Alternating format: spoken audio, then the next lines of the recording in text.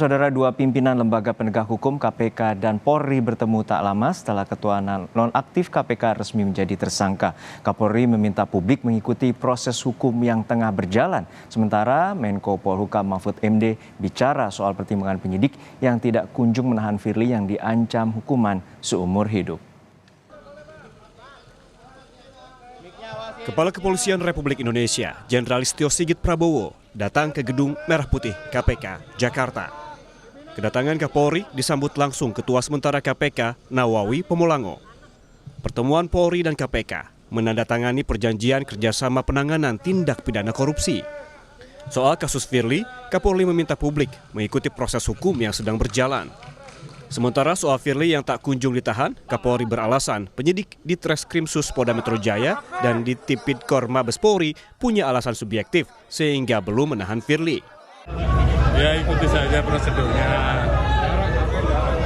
Tentunya penyidik memiliki alasan-alasan subjektif.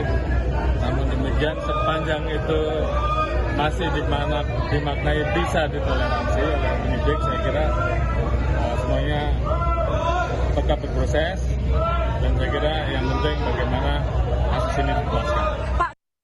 Menko Polhukam Mahfud MD juga angkat bicara soal penahanan Firly. Mahfud menyebut penyidik punya kewenangan dan pertimbangan tersendiri soal penahanan Ketua Nonaktif KPK Firly Bahuri. Firly Bahuri tidak ditahan itu ada tiga alasan untuk orang harus ditahan. Satu, kalau dikhawatirkan mempersulit pemeriksaan. Dua, mengulangi perbuatan. Tiga, menghilangkan barang bukti.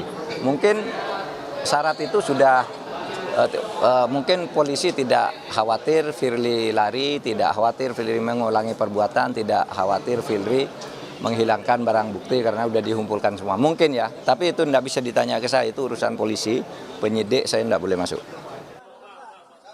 Jumat 1 Desember 2023, jadi kali pertama Ketua Nonaktif KPK Firly Bahuri diperiksa polisi sebagai tersangka kasus pemeriksaan mantan-mentan Syahrul Yassin Limpo. Usai diperiksa, Firly menegaskan bakal taat hukum serta menjunjung tinggi supremasi hukum. Saya saat taat kepada hukum, menjunjung tinggi supremasi hukum, dan tentulah kita sadar bahwa negara kita adalah negara hukum. Mari kita percayakan kepada proses hukum yang berjalan, dan tentulah kita berharap, kita percaya sepenuhnya bahwa hakim akan memberikan keputusan yang seadil-adilnya. Di hari yang sama, penyidik juga memeriksa bos Hotel Alexis sekaligus Ketua Harian PBSI Alex Tirta. Alex Tirta sebelumnya mengaku menyewakan rumah untuk Ketua KPK Firly Bahuri di Jalan Kertanegara senilai 650 juta rupiah per tahun. Alex bilang Firly membayar uang sewa rumah senilai 650 juta rupiah secara tunai. Ya semua. Pak, tadi dikonfrontir sama Pak Firly nggak, Pak? Enggak. Tapi sempat ketemu Pak diantar sama Pak Firly, Pak? Tadi ada sempat ketemu juga. Ngobrol-ngobrol gitu Pak, dikit Pak, sama Pak Firly mungkin? Ya sempat sebatas salam aja ya. Pak, itu kan sebelumnya mengaku bahwa rumah itu disewa 650 juta melalui Bapak. Itu pembayaran dari Pak Firly itu cash atau transfer ya, Pak? Tunai. Tunai. Bentuknya apa Pak? Untuk uang tunai. Ketua Nonaktif KPK Firly Bahuri dijerat dengan pasal berlapis. Penyidik menjerat Firly dengan Undang-Undang tentang Pencegahan dan Pemberantasan Tindak Pidana Korupsi. Pasal 12E soal pemerasan, Pasal 12B soal suap, dan Pasal 11 soal gratifikasi.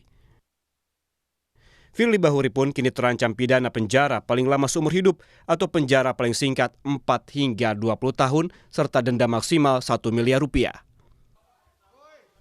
Tim Liputan Kompas TV.